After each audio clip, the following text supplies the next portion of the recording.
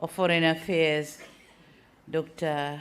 Jaishankar, Honorable Minister for Education and Skills Development, Shri Dharmendra, Honorable Minister for Education, Marumo Debi, Chancellor of the Jawaharlal Nehru University, Professor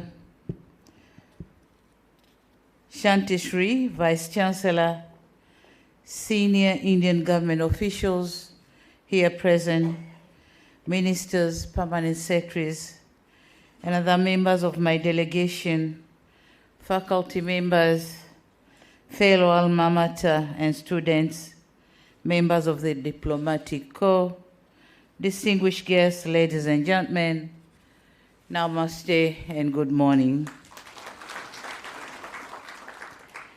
The world say, there's no midway in falling in love with India. Be it an Indian song, Indian movie, or Indian cuisine. It is very difficult to resist an Indian charm, and I agree. I have experienced it when I came to India for the first time in 1998 to study at the Hyderabad National Institute of Development and Administration. The memories were still vivid, and I can attest further for the colorful reception I received during this visit as a president of my beloved country. Thank you very much, India. Colleagues, a few minutes ago, I came into this university as a visiting guest. Few minutes after, you have changed me as a family and conferred me with an honorary causa degree. I'm now standing here as a family member of the great Jawaharlal Nehru University and no more as a visiting guest. Thank you very much. Thank you very much. This is what makes India irresistible. This is what makes India incredible India, not just of the beauty of its landscape, but also the generosity and the kindness of its people. I'm humbled that my new family boasts of illustrious members, including the current Minister for External Affairs, Honorable Dr. Jaishankar, and the current Finance Minister, the Honorable Nirmal Sitaraman, who both graduated here. And I'm told even our Indian ambassador to Tanzania is a member of this university. So thank you very much. Mr. Chancellor, Right Honorable ladies and gentlemen, my heart is brimming with gratitude and my soul is humbled by the profound recognition bestowed upon me by this great university. Receiving an honorary doctorate as an extraordinary privilege that I accept with great pride and humility, I extend my heartfelt appreciation to Jawaharlal Nehru University for deeming me worthy of honoris causa.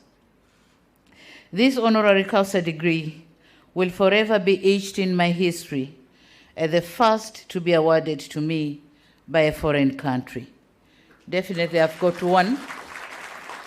I've got one from the University of Dar es Salaam, but this is the first one to be conferred by the foreign university.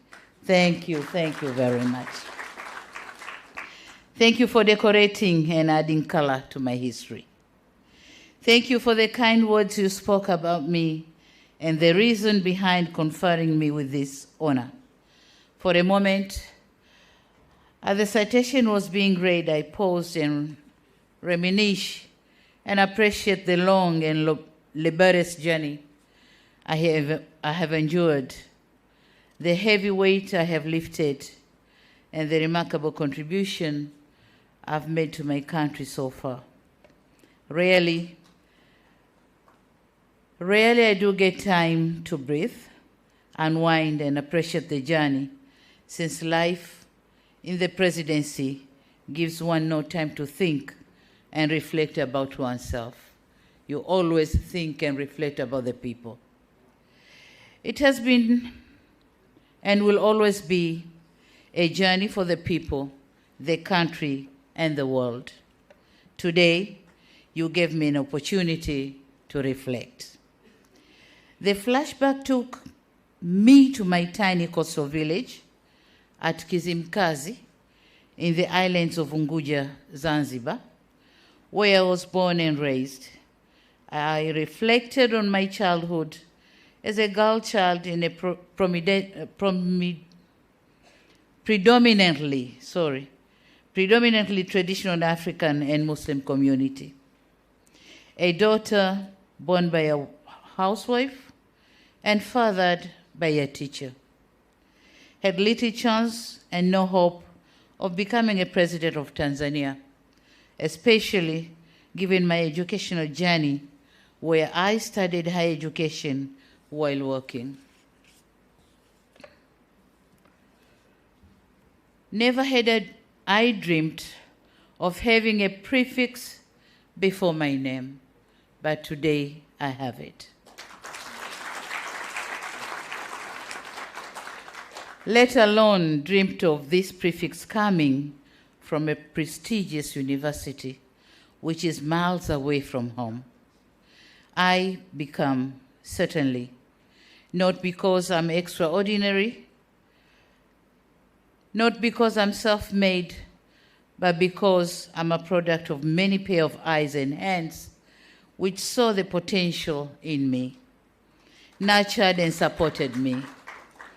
I'm forever grateful for my late parents who saw an importance of investing in a girl child, taking me to school and supported my quest in furthering my education.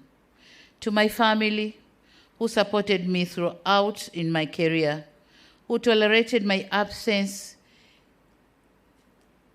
in their lives and allowed me to pursue further studies in a political career.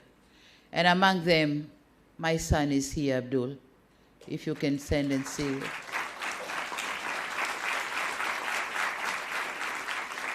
This is the third born.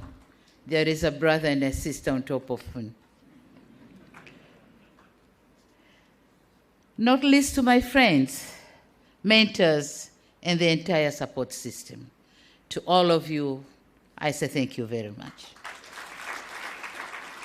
This award also goes to the leaders and members of my party, the Chama cha Mapinduzi CCM, which entrusted me with many roles and opportunities, including being the presidential running mate and later the chair of the party and the president of the United Republic of Tanzania. It also goes to Tanzanians who gave me the honor of being their president and lent me their trust and overwhelming support.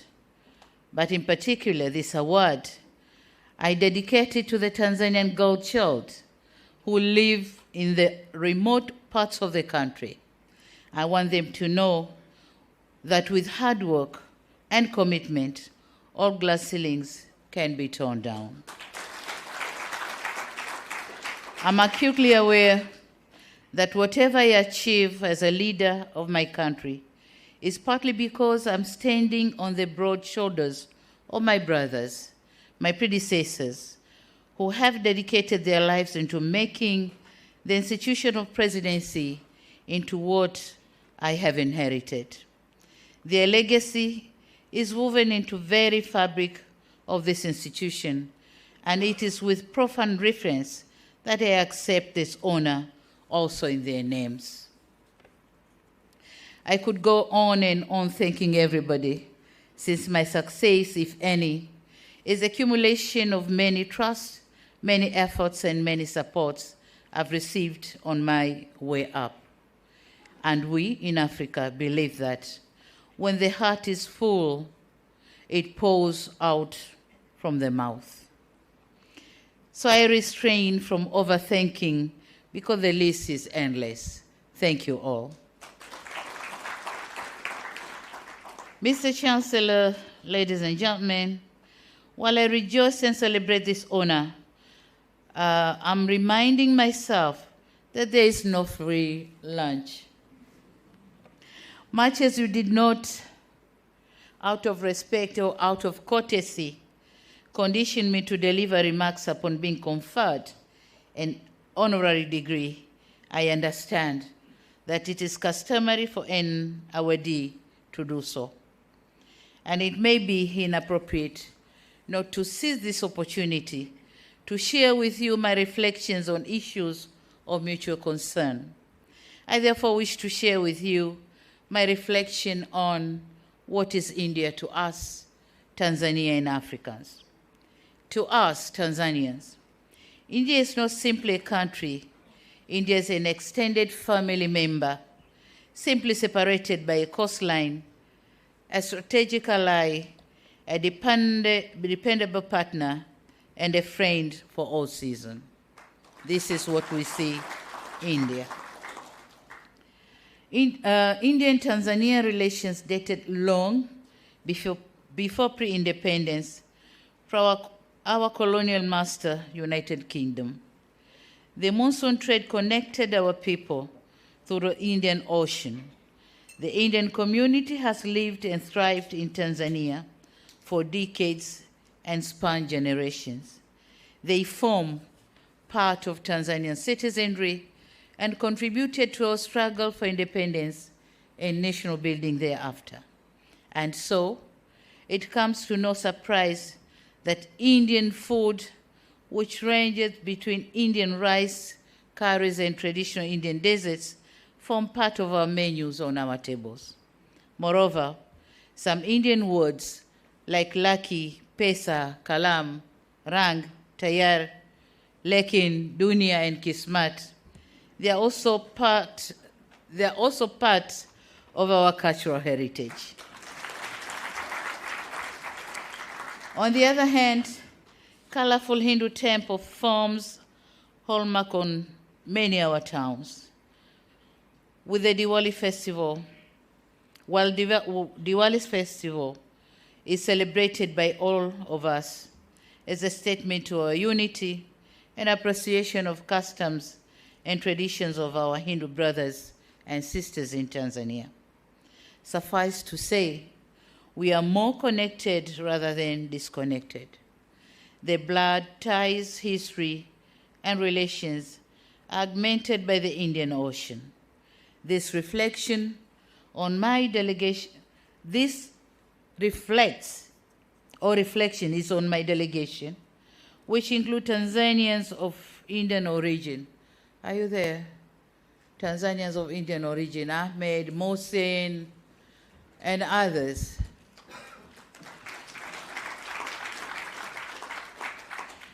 They are Tanzanians, not Indians. This is what I meant when I said India is our extended family. So here are two, but we have many of them. And some of them, they haven't even traveled to India. They were born in Tanzania and they die in Tanzania. So you could see the level of the connection we have between Tanzania and India. Traces of our connectedness are also evident in trade. India is our fourth largest trading partner. In the past 5 years, our bilateral trade volume has increased from $2 billion in 2017-18 to $6.5 billion in last June of 2023.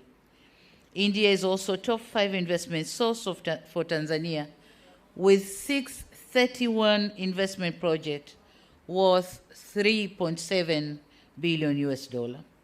These are not words. These are numbers. And we all know words speak louder, but numbers speak clearer. So this is the clear picture of our relation.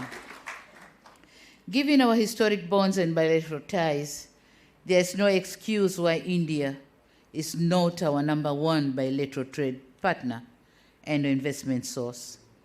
This is an issue that preoccupied my discussion with Her Excellency President Draupadi Murmu and Right Honorable Prime Minister Modi. In a move to give a strong accent to our resolve, we had decided to elevate our relationship into a new strategic partnership anchored in 4 pillars, and they are maritime security, defense cooperation, development cooperation, and trade and investment. I'd like to thank the President of India, Her Excellency Draupadi Murmu, for her invitation, and the Prime Minister, the Right Honorable Narendra Modi, for engaging with me and my delegation through the details of our cooperation. At this point, allow me to thank everyone who has made my visit to India a success, with a special mention for His Excellency Biana Pradhan, Indian High Commissioner to Tanzania, whom, as I said before, happened to be an alumni of this great university. Mr. Chancellor, ladies and gentlemen, beyond familyhood and trade partnership, India is our strategic ally. India is now a powerful house.